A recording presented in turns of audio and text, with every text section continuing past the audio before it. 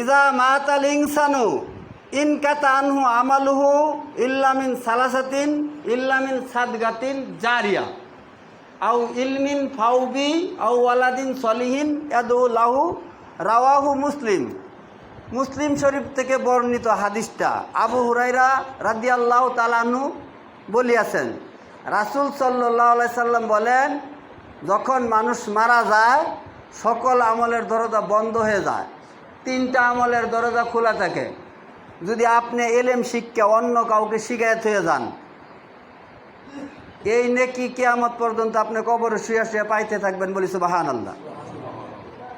আরেকটা, যদি আপনি নেক সন্তান রাইখা যান, যেই সন্তান মারা গেলে সে নিজে কি করে, ভালো আমল করে, সালাত আদায় করে, ওই রকম সন্তান যদি আপনি রাইখা যান, ওই সন্তান আমল কিয়ামত পর্যন্ত আপনি নেকি পাইতে থাকবেন। দুইটা। আরেকটা, যদি আপনি নিজ হাতে জায়গা সম্পদ দিয়া মসজিদ মাদ্রাসার সহযোগিতা করে যান, এই যে যারা মসজিদে দান করে গেছে, যারা মসজিদের জায়গা দিয়ে গেছে, হাদিসে কয়, আমি কই না, যদি আল্লাহকে খুশি করার জন্য জায়গা অক্ষ করে দেয়া থাকে, তাহলে কিয়ামত পর্যন্ত, যতদিন কিয়ামত না হবে ততদিন পর্যন্ত ওই জমিদাতা নেকি পাইতেই থাকবে, বলি সুবহানাল্লাহ।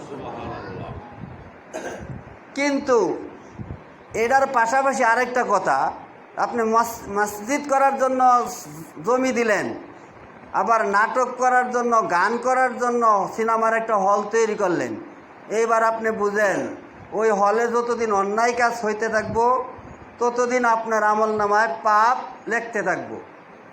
পাশাপাশি যদি একটা নেক সন্তান না রেখে বদ সন্তান রাখেন, যেই সন্তানের দ্বারা প্রতিবেশী কষ্ট পায়, যেই সন্তানের দ্বারা অন্য মানুষ কষ্ট পায়, ওরকম সন্তান যদি আপনি রাইখা যান, ওই সন্তানের দ্বারা আপনি কবরে পাপ শাস্তি ভোগ করতে থাকবেন।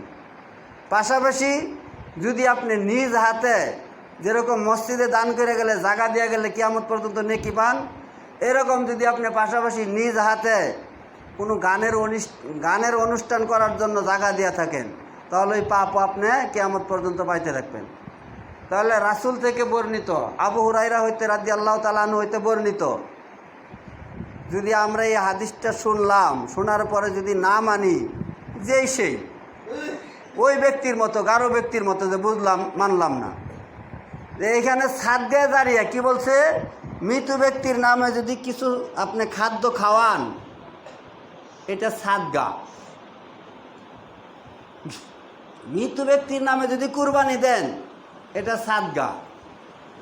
মৃত ব্যক্তির নামে কুরবানি যদি আপনি দেন, তাহলে কুরবানির গোশত ধনী মানুষ কেউ খাইতে পারবে না, ফকির মিসকিন অসহায় ব্যক্তি খাইতে পারবো, যে কুরবানিটা দিল সেও খাইতে পারবো না। মৃত ব্যক্তির নামে যদি কোনো খাওয়ার অনুষ্ঠান করেন, যেহেতু সাদগায়ে জারিয়া, যারা সাদগা খাওয়ার যোগ্য তারাই সাদগা খাইব।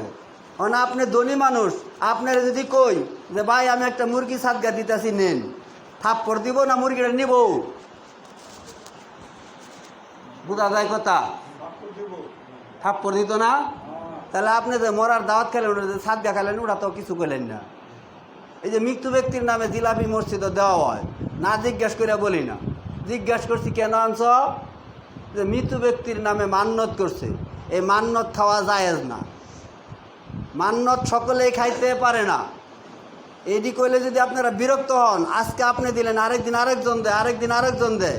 প্রথম কি বলছিলাম, যে দুইটা বিষয় আপনাদের প্রতি আমি খুব খুশি, যে আপনারা মসজিদে সবার আগে ভাগে আসেন, আজানের আগে আইসা পড়েন। আর কি, যে কেউ দোয়া চাইলে দোয়া করেন না। ভাই, এই দুইটা কাজ দেখে আমি খুবই খুশি। কিন্তু আসার পর থেকে আমি দেখি যে এরকম মসজিদে মিষ্টি, জিলাপি ইত্যাদি এগুলো নিয়ে আসেন।